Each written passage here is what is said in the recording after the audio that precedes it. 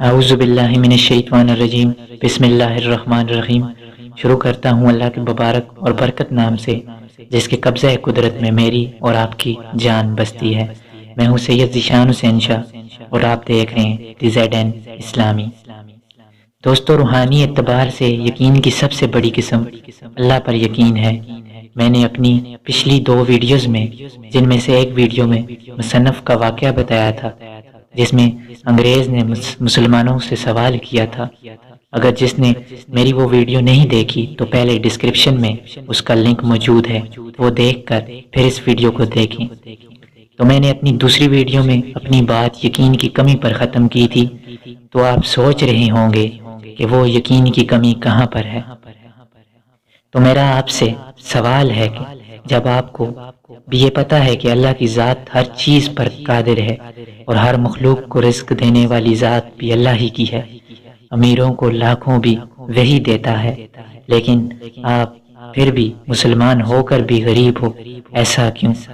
تو دوستو، ایسا اس لیے ہے کہ آپ اللہ پر یقین کا دعویٰ تو کرتے ہو، لیکن یہ پتہ ہوتے ہوئے بھی کہ اللہ کی ذات کے خزانوں میں کسی چیز کی کوئی کمی نہیں، وہ لاکھوں دے سکتا ہے، لیکن پھر بھی کبھی اللہ سے لاکھوں مانگتے نہیں ہو، کروڑوں مانگتے نہیں ہو، گھر، گاڑی، حج، عمرہ مانگتے نہیں ہو، کیوں؟ وہ نہیں دے سکتا؟ کیا وہ آپ کو یہ سب کچھ نہیں دے سکتا؟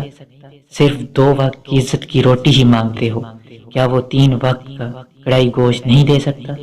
کیا یہاں پر ہی تو آپ کی یقین کی کمی ہے۔ ہم دعویٰ یقین کا کرتے ہیں پر اندر کھوکھلا یقین رکھتے ہیں، جبکہ ہندو بتوں کی پوجا کرتے ہیں، لیکن دینے والی ذات تو اللہ ہی کی ہے، اور ان کو صرف اس یقین کی وجہ سے دیتا ہے جو وہ اپنے بت پر پورے جی جان سے کرتے ہیں۔ بس یہی بنیادی فرق ہے ہم میں اور ان میں۔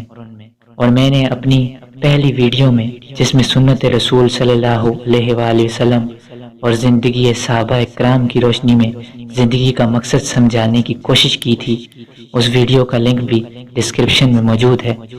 دوستو، ہمیں ضرورت آج اپنے ٹریک، رستے کو تبدیل کرنے کی ہے۔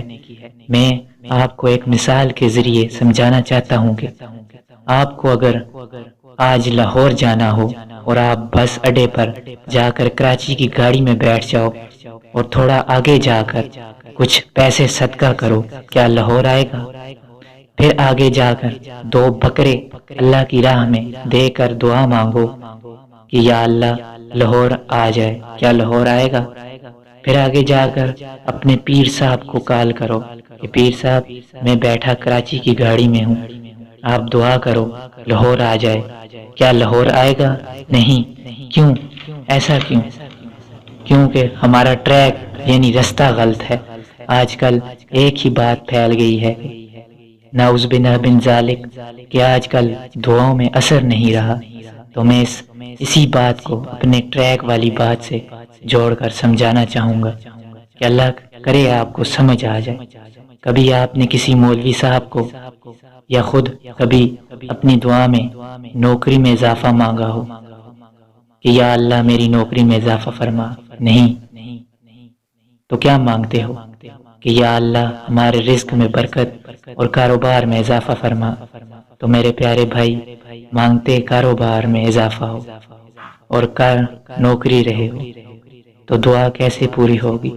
جس طرح کراچی کی گاڑی میں بیٹھ کر لاہور نہیں آ سکتے، ایسے ہی کاروبار مانگ کر نوکری میں برکت کیسے پڑے گی؟ دعاؤں میں تو اثر ہے، لیکن ہمارا راستہ غلط ہے۔ اللہ پر یقین کا دعویٰ تو کرتے ہو، لیکن دل میں لاکھوں کروڑوں کا مالک بننے کی خواہش بھی رکھتے ہو، لیکن کبھی دعا میں اللہ سے لاکھوں مانگے نہیں، تو پھر کیسا یقین؟ اور جب مانگتے نہیں تو ملے گا کیسے؟ اپنی اسی سمجھانے کی کوشش کے ساتھ اپنی اس ویڈیو کا اختتام کرتا ہوں۔